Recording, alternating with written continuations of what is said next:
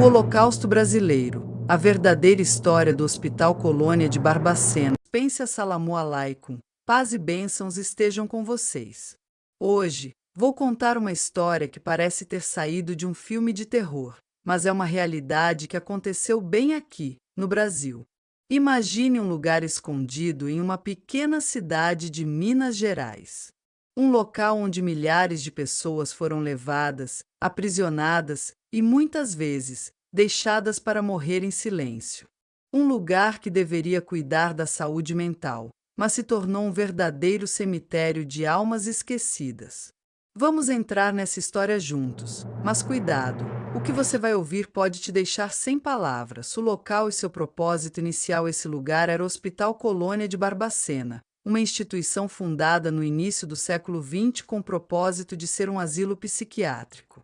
No papel, parecia algo nobre, um espaço para cuidar de pessoas que precisavam de ajuda com sua saúde mental. Mas, na prática, o que aconteceu lá foi muito diferente. Em vez de cura e tratamento, o hospital se transformou em um depósito humano, onde pessoas eram descartadas como se fossem lixo. Quem eram as vítimas?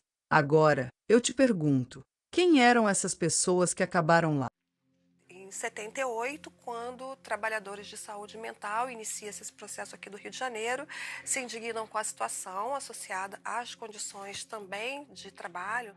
Esses protestos, essas greves, elas se espalham pelo Brasil, né, para outros estados, e isso agrega outros movimentos. Veio ao Brasil e foi, em determinado momento, ele dá essa declaração para um jornal que são semelhantes aos campos de concentração. Você pode pensar que eram apenas doentes mentais, mas não. A maioria das pessoas internadas nem sequer tinha diagnóstico de doença mental. Eram pobres, mulheres que desafiavam as normas da sociedade, órfãos, crianças indesejadas, pessoas que simplesmente incomodavam ou não se encaixavam nos padrões da época. Muitos eram levados à força, sem julgamento, sem direito de defesa.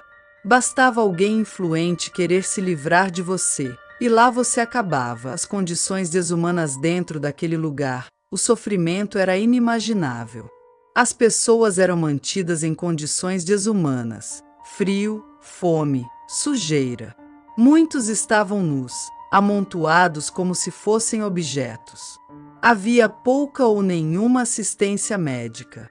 O cheiro era insuportável e a dignidade humana parecia ter sido apagada completamente. Tratamentos brutais, como choques elétricos e lobotomias, eram aplicados sem critério. Era um lugar onde a vida perdia todo o seu valor. O silêncio que matava é o mais assustador? Tudo isso aconteceu por décadas, diante dos olhos da sociedade. Autoridades sabiam, mas pouco foi feito.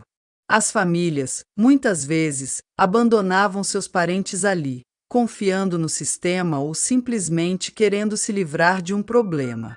A maior liberdade que eu tenho é abrir a porta da casa, sair, voltar, ter o meu porto seguro. Hoje a gente ainda tem 31 pacientes, alguns deles a gente não conseguiu localizar a família, então a dependência clínica deles, né, de cuidados clínicos, sobrepõe a necessidade psiquiátrica.